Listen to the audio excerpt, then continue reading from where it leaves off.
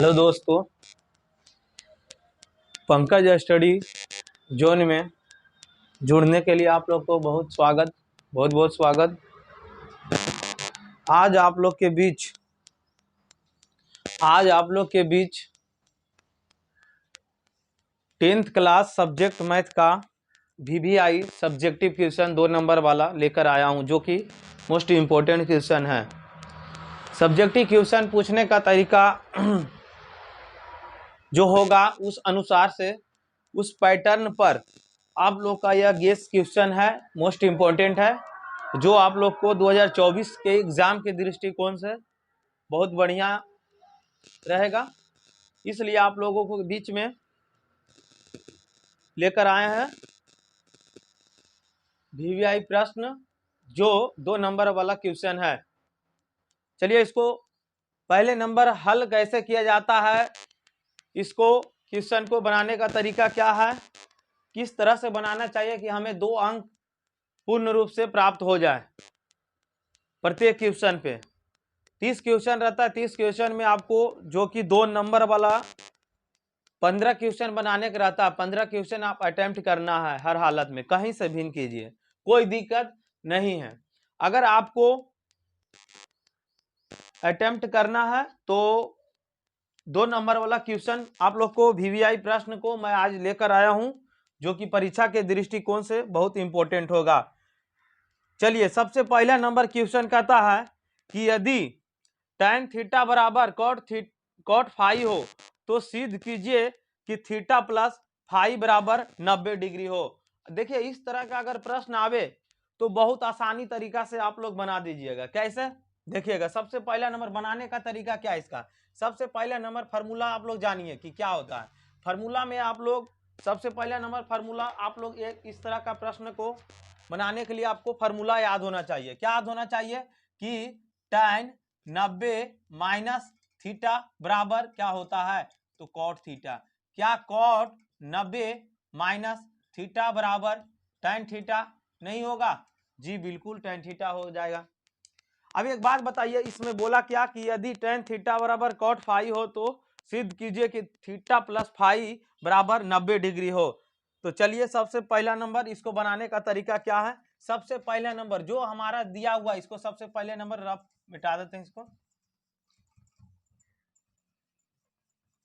चलिए देखिएगा, सबसे पहला क्वेश्चन यानी कि दिया हुआ बोर्ड पे आपका क्या है कि tan थीटा बराबर cot फाई है, तो थीटा प्लस फाई बराबर 90 डिग्री सिद्ध करना है, 90 डिग्री सिद्ध करना है। चलिए, सबसे पहले नंबर इसको क्या हम इसको इस तरह से लिख सकते हैं, cot 90 डिग्री माइनस थीटा बराबर cot फाई। जैसे इसको क्यों नहीं चेंज किए, क्योंकि इसको हमको बराबर में दोनों को दिखाना है समान एंगल पे, यानी कि कॉट यहाँ है, यहाँ कॉट फाई है, यहाँ कॉट से कॉट देखिए कट जाएगा, तो क्या बचेगा हमारा 90 डिग्री माइनस थीटा बराबर फाई। यहाँ से इधर माइनस में थीटा उधर जाएगा तो प्लस में, तो 90 डिग्री बराबर थीटा प्लस फाई, जो कि यही हमारा सिद्ध करके लाना था, थीटा प्लस फाई बराबर 90 डिग्री। पहला प्रश्न आपका हल हो गया है।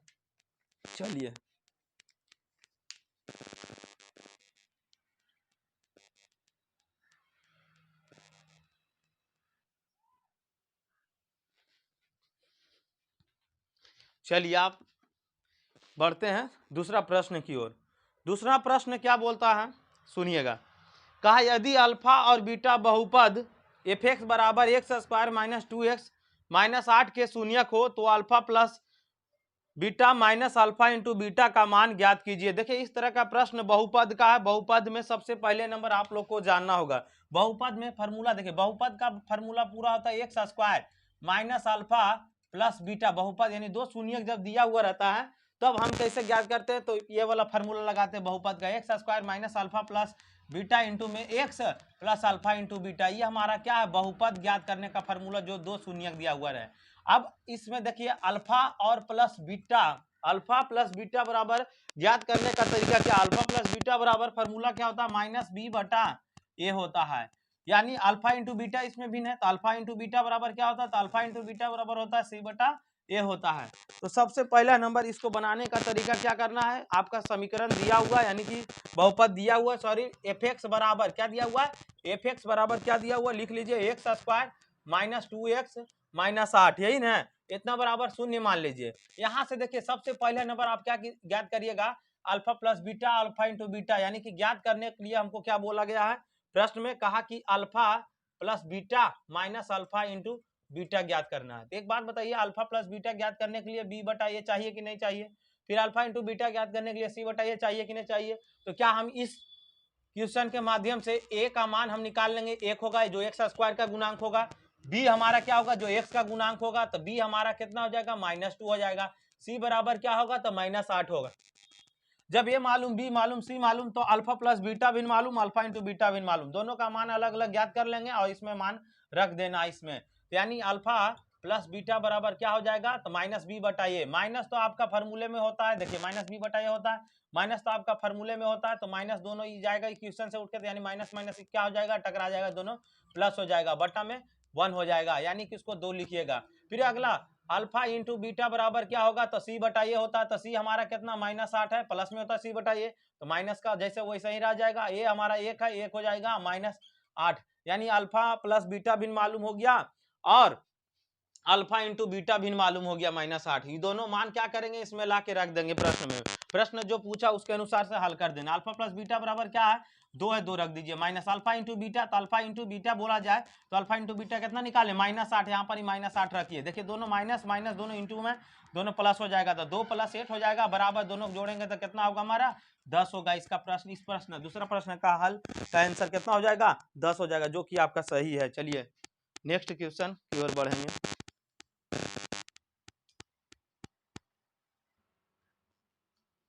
चलिए अब आप लोग के बीच में लेकर आए हैं अगला क्वेश्चन, क्या बोला, तीसरा नंबर क्वेश्चन बोला कि एक अर्धगोले का आयतन 18 पाई सेंटीमीटर क्यूब है, तो इसकी त्रिज्या ज्ञात कीजिए। सबसे पहला नंबर अर्धगोला, पूरा गोला का फॉर्मूला क्या होता है, पूरा गोला का आयतन क्या होता है, तो पूरा गोला का आयतन होता है क्या, यहाँ लिखेंगे कि पूर्ण गोला यानी पूर्ण गोला का आयतन बराबर क्या होता है, तो पूर्ण गोला का आयतन बराबर होता है 4/3 पाई आर क्यू होता है। अगर अर्ध गोला का पूछा जाए तब अर्ध गोला की आयतन बराबर क्या होता है, तो 2/3 पाई आर क्यू होता है। बस क्या बोला ज्ञात करने, त्रिज्या, बहुत आसान है, यहां पर लिखेंगे क्या कि अर्ध गोला की आयतन दिया हुआ है क्या है, तो 18 पाई सेंटीमीटर क्यूब दिया हुआ है। अर्धगोला का आयतन का फॉर्मूला अभी पढ़े हैं, अर्धगोला का आयतन का फॉर्मूला क्या होता है 2/3 पाई आर क्यूब, यहाँ पे रख दीजिए 2/3 पाई आर क्यूब बराबर कितना दिया हुआ 18 पाई, यूनिट अभी हटा दीजिए, पाई से पाई खत्म हो गया, यहाँ से बटम 3 है उधर जाएगा तो इधर भागा में उधर जाएगा, तो गुना में, तो आर क्यूब बराबर क्या निकल के आएगा 18 × 3, और इधर आपका गुना में 2 था, इधर आ जाएगा भाग में, तो 2 से काटेंगे इसको, 2 नमा 18, 2 बार से 2 9 18, 9 बार में कट गया, 9 से 3 गुना करेंगे तो कितना हो जाएगा आर क्यूब बराबर 9 × 3 27 हो जाएगा, इधर से आपका क्यूब हटेगा उधर घनमूल हो जाएगा, यानी आर बराबर घनमूल 27, 27 का घनमूल आध होगा डायरेक्ट आपको 3 होगा, यही तो हमको निकालना था, त्रिज्या आर बराबर क्या निकल के आया 3 सेंटीमीटर। चलिए सबसे पहला नंबर आप लोग को हो गया। चलिए अगला क्वेश्चन के लिए बढ़ते हैं। चलिए अगला प्रश्न क्या है, अगला प्रश्न देखिएगा क्या है, अगला प्रश्न बोलता है क्या है कि यदि किसी एपी का 8वां पद 17 है एवं 14वां पद 29 है, तो उस एपी का सार्वंतर ज्ञात कीजिए। सबसे पहला नंबर आपको सार्वंतर किसको बोलते हैं, इस चीज को जानना है। तो सार्वंतर हम लोग डी से सूचित करते हैं, डी को बोलते हैं हम लोग सार्वंतर, डी को हम लोग क्या बोलते हैं सार्वंतर। ये देखिए आपका जो है सही एपी का हिसाब है, एपी चैप्टर का है, तो एपी का हिसाब है, तो सबसे पहले नंबर जो दिया हुआ रहा उसका इक्वेशन लिख लीजिए। कहा किसी एपी का 8वां पद 17 है, 8वां पद बोले तो ये 8वां पद बराबर कितना आपका 17 है, सॉरी। फिर उसके बाद में अगला क्या है, ए 14वां पद बराबर क्या है 29 है, क्या इसको ये 8वां को लिख सकते हैं कॉमा करके, ए + 7d बराबर 17, इसको समीकरण 1 मान लेंगे। इसको क्या हम कॉमा करके a प्लस 13d बराबर 29 लिख सकते हैं। इस समीकरण कितना हो गया, 2 हो गया। समीकरण क्या करेंगे, हमें फर्स्ट में सेकेंड को घटाने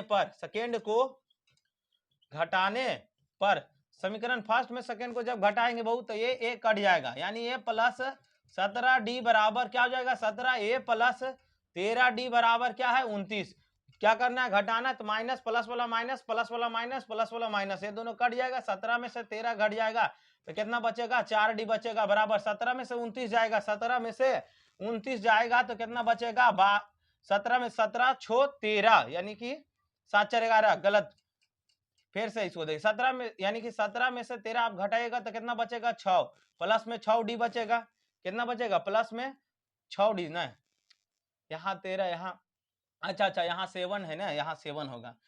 7 में से आप 13 घटाएगा तो माइनस में 6d बचेगा बराबर में 17 में से माइनस 29 जाएगा तो कितना बचेगा, तो माइनस 12 बचेगा। माइनस से माइनस उड़ा दीजिए, यहाँ से d बराबर क्या निकल के आएगा 12, और बटा में क्या हो जाएगा, इधर गुना में 6 था, इधर आ जाएगा भाग में, 6 दूनी 12, जो कि हमें d बराबर कितना है, 6 दूनी 12, 2 बार में कट गया, यानी कि सार्व अंतर हमारा क्या है 2 है। इस क्वेश्चन का आंसर यही बोला था, सार्व अंतर ज्ञात करने के लिए। चलिए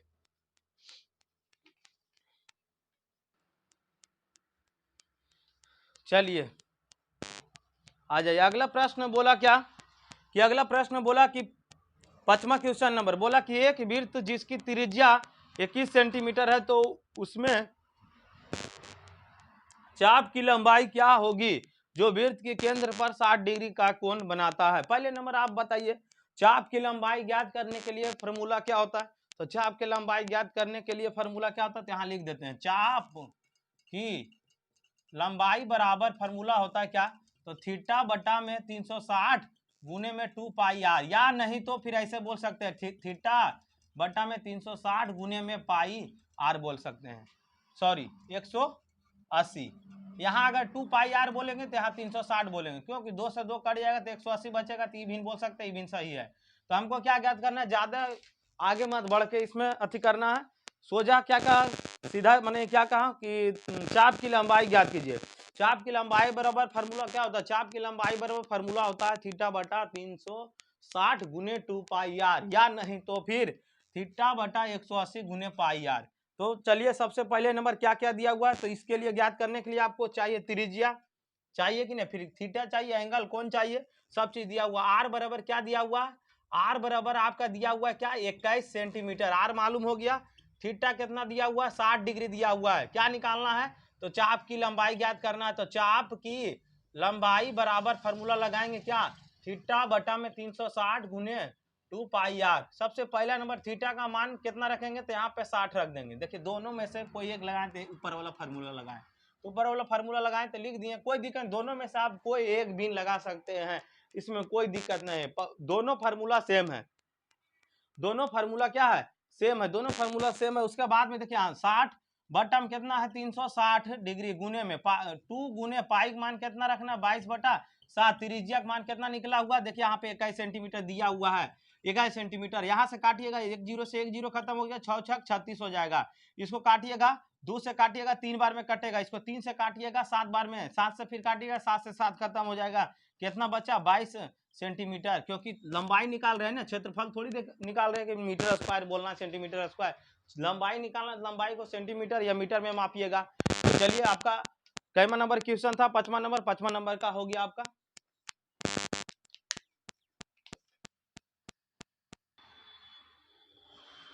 चलिए अगला इस वीडियो का आखिरी माने प्रश्न होगा, वीडियो थोड़ा लंबा ज्यादा बन जाएगा, इसी के कारण से थोड़ा। छठा क्वेश्चन, चलिए ध्यान दीजिएगा, छठा क्वेश्चन बोला निम्नलिखित बंटन का बहुलक ज्ञात कीजिए। निम्नलिखित बंटन का क्या ज्ञात करिए, बहुलक ज्ञात कीजिए, जो कि वर्ग अंतराल दिया हुआ 0 से 10, 10 से 20, 20 से 30, फिर 30 से क्या है 40, 40 से 50, 50 से 60, और बारंबारता क्या दिया हुआ 0 से 10 में 7, फिर उसके बाद में 10 से 20 में 17, फिर 20 से 30 में 32, फिर 30 से 40 में 10, फिर 40 से 50 में 4, फिर 50 से 60 में 2। तो चलिए सबसे पहला नंबर इसको हल करने के लिए छठा प्रश्न का सॉल्यूशन देखिएगा। छठा प्रश्न क्या दिया हुआ है, कहा है कि वर्ग अंतराल, देखिए इसमें क्या दिया हुआ है, फिर उसके बाद में क्या दिया हुआ, बारंबारता, बारंबारता दिया हुआ, बारंबारता। बहुलक ज्ञात करने के लिए फॉर्मूला सभी को मालूम होगा, 0 से 10, फिर उसके बाद में 10 से 20, पहले वर्ग अंतराल जो दिया हुआ लिख लेते हैं, 20 से 30, फिर 30 से क्या है 40, फिर 40 से क्या है 50, फिर 50 से क्या है 60, 50 से 60 दिया हुआ है। फिर उसके बाद में इसमें बारंबारता 7 है, फिर 17 है, 32 है, फिर उसके बाद में 10 है, फिर 4 है, फिर 2 है। सबसे पहला नंबर आप इधर देखिए, सबसे पहला नंबर आपको बहुलक ज्ञात करने का फॉर्मूला मालूम होना चाहिए। बहुलक ज्ञात करने के लिए हमें क्या क्या चाहिए, चलिए सबसे पहले नंबर फॉर्मूला लिख देते हैं। जेड बराबर क्या होता है, तो एल प्लस में F1 माइनस F0 बटा में 2F1 minus F2, sorry F0 minus F2 गुने में H होता है। H हमारा वर्ग अंतराल है, F1 क्या जो अधिकतम बारंबारता दिया गया है इसमें, उसी को F1 बोलते हैं। F0 क्या है, अधिकतम बारंबारता से ठीक ऊपर वाली संख्या होगा F0, और F2 क्या है, तो F2 क्या है, तो जो अधिकतम बारंबारता जो दिया रहेगा उसका ठीक निचली वाली पंक्ति का संख्या होगा। यानी F1 का मान कितना हो जाएगा 32, हमारा F0 क्या है 17, और F2 क्या है तो 10। जो अधिकतम बारंबारता दिया रहता है ना, उसी के लाइन वाला में देखिएगा, इधर वाला जो वर्ग अंतराल रहेगा वो देखिए 20 से 30 है, तो यही हमारा L के मान हो जाएगा। चलिए L मालूम, F1 मालूम, F0 मालूम, फिर उसके बाद F2 मालूम, तब H क्या है, तो H वर्ग अंतराल है। कितना का वर्ग अंतराल है, तो देखिए 0 से 10, तो 10 का अंतर जा रहा है कि नहीं, 10 से 20, 10 का अंतर है कि नहीं, 20 से 30, 10 का अंतर है, तो इसलिए सब जगह कोई जरूरी नहीं है, एक जगह से आप अंतर निकाल लीजिए, बस पता चल जाएगा कि H हमारा कितना है। तो सबसे पहला नंबर यूनिट लिख लेते हैं। F1 बराबर क्या हमारा, F1 बराबर 32 है, फिर उसके बाद F0 बराबर क्या है, तो 17 है, F2 बराबर कितना है, तो 10 है, तो 10 लिख लिए। फिर उसके बाद में आपका देखिएगा F1 में आके देखिएगा, तो यहाँ पे L के मान कितना है, तो L बराबर क्या है, तो L बराबर 20 हो जाएगा, L बराबर 20 हो जाएगा। F1 मालूम, F0, F2, L मालूम, H भी मालूम, H क्या हमारा 10। इतना सब सारा यूनिट क्या करना है, इसमें रख दीजिए, यहाँ फॉर्मूला लिखा हुआ है, तो Z बराबर L का मान क्या होगा, तो L हमारा कितना है, तो 20 है, तो 20 रख दीजिए। F1 क्या होगा, तो F1 हमारा क्या हो जाएगा, देखिए F1 यहाँ अधिकतम बारंबार था 32 माइनस, फिर उसके बाद में माइनस माइनस F0 क्या हमारा है 17, तो 17 रख दीजिए, बटा में 2 गुने F1 मान, F1 के मान कितना है, तो 32, यहाँ 32 रख दीजिए, माइनस F0 कितना है, तो 17, फिर 17 रख दीजिए, माइनस F2 कितना है, तो F2 हमारा कितना है 10 है, 10 रख दीजिए, गुने में H हमारा कितना वर्ग अंतराल 10, 10 रख दीजिए। Z बराबर 20 प्लस 32 में से 17 घटाएंगे कितना बचेगा, तो 32 में से 17 जब घटाएंगे, पहले नंबर देख लेते हैं, यूनिट सही रखे कि नहीं, F1 माइनस F0, यहाँ पे 32 F1, फिर F0 कितना है 17, 32 में से 17 आप जब घटाइएगा, तो 32 में से 17 जब घटाएंगे, तो 32 में से 17 घटाइए 12, 12 में से 7 जाएगा, तो इधर 5 बचेगा, फिर उसके बाद में एक पैंसा दे दिया, तो यानी 2 में से 1 जाएगा, तो 3 यानी कि 15, और बटन 32 दूनी कितना हो जाएगा 64, 17 और 10, 17 और 10, F2 कितना था 10, 17 10 27, माइनस कितना हो जाएगा 27 गुने में 10। यहाँ पर ही देखिए Z बराबर 20 प्लस 15 से 10 में गुना कर दीजिए, कितना हो जाएगा 150, बटा में 64 में जब आप 27 घटाइएगा, तो 14 में से 7 जाएगा, तो 7 बचेगा, यहाँ बचा 5, 5 में से 2 जाएगा, तो 3, 37 बचा। अब 37 से आप डायरेक्ट इसमें भाग दे दीजिए, फिर जो आएगा भाग दशमलव वाला में 20 उसमें जोड़ दीजिए, आ जाएगा आंसर। सबसे पहला नंबर आपको क्या करना है, तो भाग दे दीजिए, 37 में से 150 भाग देंगे तो कितना आ जाएगा 150 भाग दे रहे हैं, कई बार में लगेगा, तो 4 बार में लगेगा, 7 चक 28 के 8, हाथ में कितना बचा 2, फिर उसके बाद 4 दिया 12, 2 14, 148 होगा, घटाएंगे तो कितना आएगा 150 में 148 डायरेक्ट घटा दो, 2 आएगा, फिर दशमलव, फिर 0, देखिए एक बार फिर लगेगा नहीं नहीं, तो इसके बदले यानी दशमलव दिए तो 1 0 बैठा, तो तब भी नहीं लग रहा, क्या करेंगे अपने मन से फिर 0 देना, तो फिर अगला अंक यहाँ 0 उतार देना है, फिर 37 से लगाओ, कई बार में लगेगा, तो 37 से लगाओगे तो 37 सत्ते 7 बार में लगाओगे तो ज्यादा होगा, कि देख लेते हैं 7 सत्ते 49 के 9, हाथ में 4 और 7 कैसे कैसे 4 25 ज्यादा हो जाएगा, 37 पचे लगा दो, 6 बार ज्यादा होगा, देखते हैं 7 पचे 35 के 5 हाथ में 3 पंथी 15 और 3 18, 5 बार में लगा देते हैं, यहाँ पे 5 लिख देते हैं, तो यहाँ पर ज्यादा जाना भिन्न है, सोझे कितना 185 बार में लगेगा, जो लगेगा इतना हमारा जिससे मतलब भाग देकर आया है, तो लिख देते हैं। 20 प्लस में क्या है 4.05, दोनों जोड़िए, Z बराबर क्या होगा, तो 20 और 4 24 और 0.05, यही हमारा बहुलक होगा, बहुलक का मान क्या होगा 24.05। चलिए वीडियो को यहीं अंत करते हैं। नमस्कार, प्रणाम।